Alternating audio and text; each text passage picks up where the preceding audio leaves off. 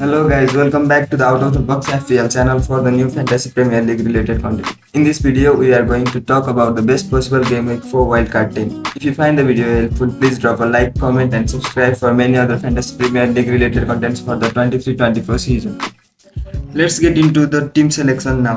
First of all, the goalkeepers. Many people find the goalkeeping position pretty stale, including me. All we want from our goalkeepers is steady points, a few clean sheets here and there, a few save points, and a bonus might be nice. So one of my favorite goalkeepers to have right now is Flecken. At just 4.5 million, I would love to have a piece of Brentford defense, especially with the tasty looking fixtures coming up. The Brentford defense looks solid as always, and Flecken looks like the goalkeeper who makes a lot of saves just like Raya last season. For my second goalkeeper, I have gone with Matt Turner from Nottingham Forest. This one is a little dodgy. There have been reports that Forest are in the market for another goalkeeper, so I'll probably have to wait till the deadline for this one. The one positive of having Turner is that he rotates perfectly well with Flecken. He has Burnley at home in Gameweek 5 when Flecken has a difficult trip to St James's Park. So that's it for my goalkeepers. Don't want to spend a whole lot on goalkeepers. Now let's dive right into our defense. For me personally, I have got a lot of points recently from the defense than anywhere. I love to have the flexibility around with my defenders, so I love having 5 really attacking defenders, having a high upside and who doesn't love taking advantage of nice fixture runs. In short term, sometimes it might feel frustrating if the player on the bench scores points and one on the pitch blanks, but trust me my friend, you are in for a treat in the long run. So my first pick in defense is Matty Cash. I love Matty Cash. Aston Villa look like the real deal this season. They are playing really good football apart from the Gameweek 1 performance against the Newcastle United. And Matty Cash at 4.6 million basically plays as a right winger in this new Unai Emery style of play. He literally has an XGI of 2.40 in 3 matches as a defender. He is getting in really good positions to score goals and is getting that support and chances, and he is finishing them as well. Even in Game Week 1 against Newcastle, he should have scored and he could have had a hat-trick against Burnley last week. I might not start him against Liverpool away, but Palace at home and the fixtures after that is just too good to let go.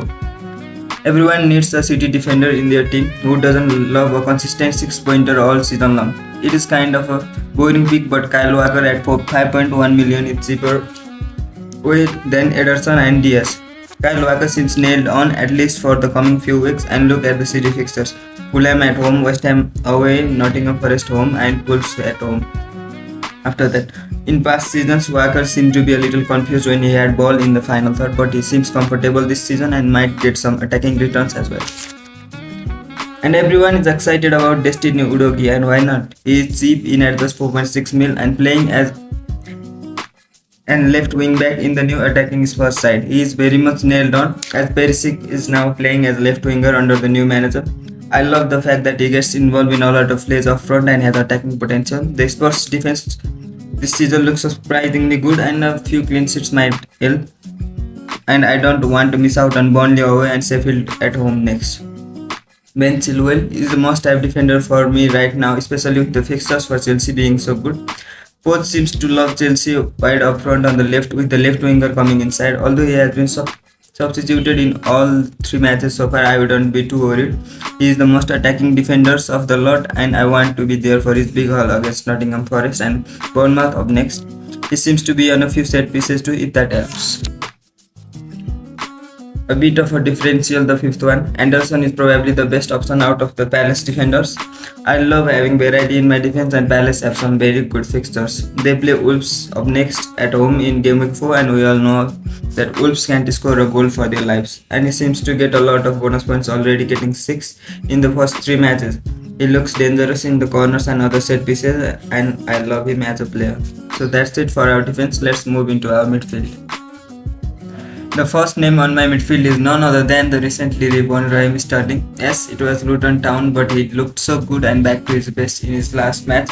He looked sharp against Liverpool as well. The underlying numbers just don't do the justice on how good he has played and how sharp he looks. There might even be a small chance of him being on the penalties as well.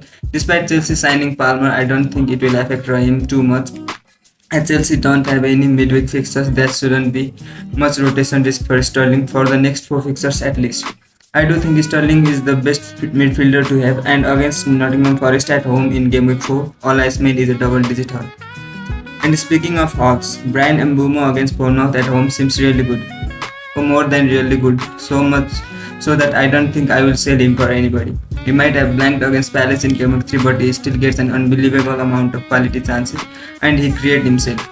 With him being in penalties, and I don't know why, but Brentford and penalties just go hand in hand. His underlying stats are off the roof and Brentford look good with him, and we saw from. With Bournemouth, Everton and Forest in next 4 matches, Mbumo is a must-have and he is a midfielder, so which makes it a lot lucrative.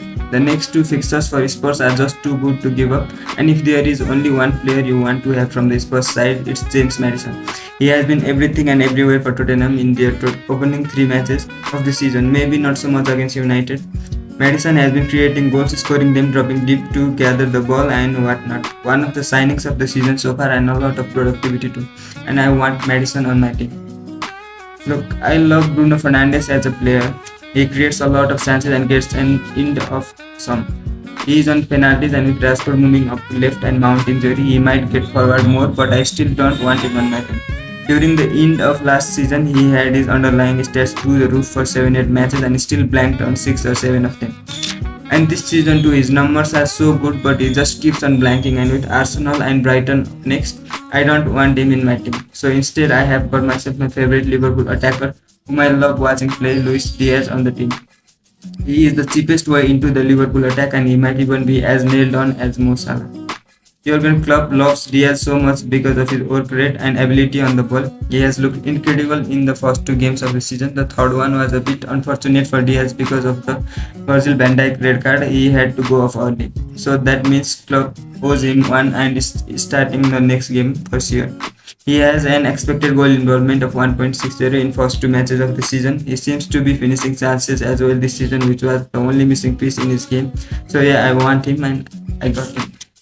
The 5th one is again, I don't like him, especially after he gave away the penalty to Odegaard, but Saka seems to have got the penalties back, and I expect Arsenal to win against United, so Saka ahead of Bruno.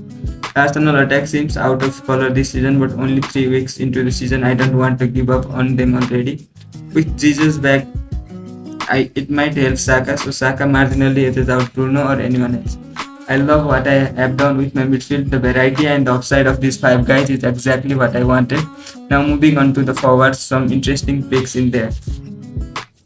With no Gundogan and Kevin De Bruyne out injured, it's an perfect opportunity for Julian Alvarez to step up and make that number 10 position his own. He has played 90 minutes in all 3 matches this season for City. Maybe late on in the season with all the midweek games and fatigue, he might be a rotation risk, but for now he seems to be nailed on. Alvarez is a player I love watching. And with every single person having Haaland, I think we need to find a different angle into the City attack in order to gain some advantage over your league mates. So why not go for the second best attacking asset on the best team in the league? The reason why I prefer Alvarez to Foden is that Alvarez is a greater goal threat and his possibilities of assists too are better on the number 10 role as compared to Foden, who plays out wide. And Pep seems to love Alvarez more than the Foden. With Doku and Nunez coming in and Bernardo already being there, Foden's minutes are a higher risk than Alvarez. The price and availability of so much other midfield options and no any forwards in the FPL. I don't want to talk a lot about Erling Haaland. Everyone has him. The best attacker in the league against the worst defense in the league. I won't be a bit surprised if he goes out there and scores 3-4 goals against Fulham. He is that good and that dangerous, and everyone has him, so there's no point talking about him. And yeah, he is my captain like every other game week. I know it's boring, but a man got to do what he needs to survive. I want to take the advantages of the Chelsea fixtures as much as I can, and Nicholas Jackson seems to be the guy getting in the end of all the plethora of chances that Chelsea are creating. After the goal in game week 3, I think it's time his season kicks off and he finishes the chances he is getting. With Nottingham Forest and Bournemouth up next, you wouldn't want to go into these game weeks without Nicholas Jackson. Chelsea look good in attack this season, so this one is a very confident pick for me. And this is my forward line for the Wildcard team in Game Week 4. With still 1 million on the bank, you can still tweak around as you like. I love the team I have. The 4 players on the bench for the Game Week 4 for me are Turner against Chelsea away, Cash against Liverpool at Anfield, Anderson against Wolves at home, but I might swipe him and Rudovi. Saka against Man United at home. So guys, that's today's video on Gameweek for best wildcard team. If you enjoyed the video and found it helpful, please drop a like, share your queries, and subscribe to the channel for more FPL related contents in the future. Have a good day and best of luck for the Gameweek 4. Thank you so much for tuning in and see you later.